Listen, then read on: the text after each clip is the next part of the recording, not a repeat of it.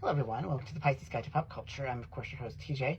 It's been a while since I talked about my debut queer Appalachian romance, Country Road Romance, so I thought I would do that today, especially since I just had a really good talk at my local library here in Salisbury about the importance of specifically queer small town romance. Now that's a genre that, is coming into its own. It's a obviously genre of queer romance. There's a lot of straight small town romance, but there's not as much of the small town stories as I would like.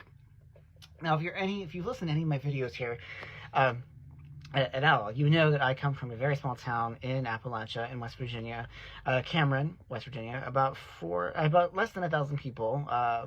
When I was in high school, there were about 400 people, 7 through 12, so very small town. And it is, setting for a part of the story here in Country Road Romance. I've nicknamed it Anna Maria in the town, which is actually an actual small town in West Virginia, but not the one that is in the novel. So, it's the same name, but this one is based on my own small town of Cameron. And so, it plays a pretty key role in the romance between Jared and Charlie.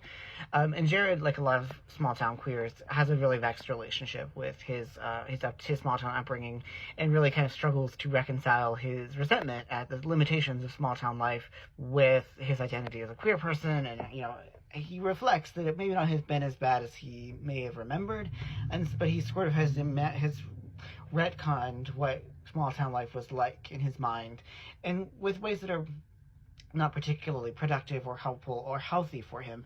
And one of the things that I think the romance allows him to see through Charlie is that, it is possible to find happiness and, contentment in small town America. That, and I wrote that very deliberately, and I knew when I set out to write this book that I wanted to show a different side of rural small town life than we usually see. I think there is a prevailing understanding or assumption that it is, that small town life, for whatever reason, because of its conservatism, because of the way it's become characterized as being bastions of Trumpism, is very hostile to queer and trans folk. And while there is some truth to that, particularly in places like West Virginia, I think that overstates the case. And I also think that, it's worth pushing back, and it is worth claiming these spaces, because it is often the case that small town America can be surprisingly conducive to queer life and queer happiness. And more to the point, I think that, when I wrote this book, and when I continue to, write smaller town romances, many of my queer Appalachian romances are set in and around small towns in my home state of West Virginia, because I think that escapism, because it draws attention to the sort of gap between the world as it is and the world as we might like it to be, and it can give us sort of an imaginative power to sort of change the world for the better, to imagine and to make it to make this future possible, to do what we can to make it possible. Like I said, there's been a lot of chatter that maybe it's time to just leave small town America behind, that it's in the rural spaces, maybe just leave them to their own devices if they're not going to be supportive of queer folk. And while I understand that temptation, and certainly if your environment is hostile and toxic and, dangerous to your mental and physical health, you should leave. But I do think also at the same time, these spaces are worth fighting for, because I think that queer people and trans people deserve the same kind of small town life and all of the benefits and the beauties of small town life as their straight and cis counterparts. And I think that we abandon those spaces at our own peril, and I think that it continues to exacerbate the divide that we have in this country. And I'm not saying that there's an easy solution to this problem. I'm not saying that I have all the answers, because I certainly do not.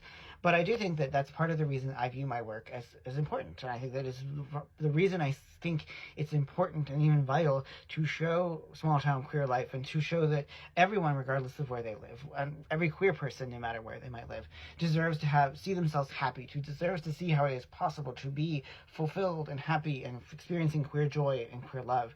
Now, like I said, I don't think that my books are necessarily a blueprint for how to create that future, but I do think that they can have, power to create the imagination, to make it seem as if this might be possible.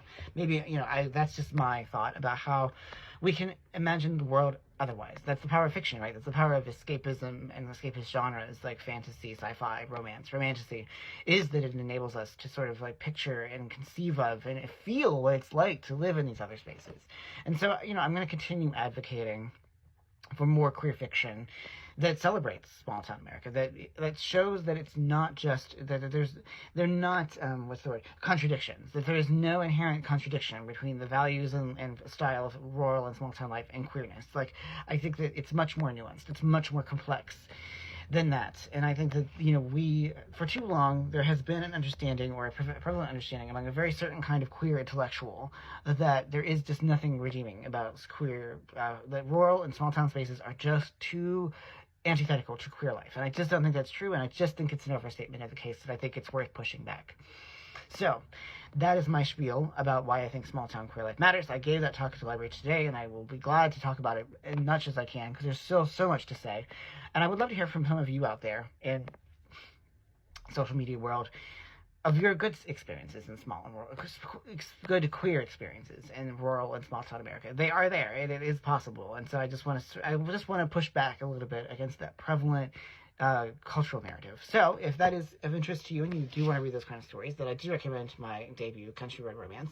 It is available everywhere. It is on Kindle, Kindle Unlimited, Barnes & Noble, Books A Million, but I do want to put in a plug for a number of small bookshops. You know, we talked extensively about Romancelandia in Centerville, Maryland, the Buzzword, and Ocean City. I've recently been dropping off some copies at Bethany Beach Books up in Delaware. Obviously, lots of shops in West Virginia have it. Love Stories in Oklahoma City. Lots of places have this book in stock. You can also order it from my website, tjwest3.com, where I'll be happy to sign it and to send it to you. It's only $14.99. That is including shipping, which is kind of a bargain if you think about it. So I would love it if you could give it a read, a rate on Amazon, Goodreads, etc.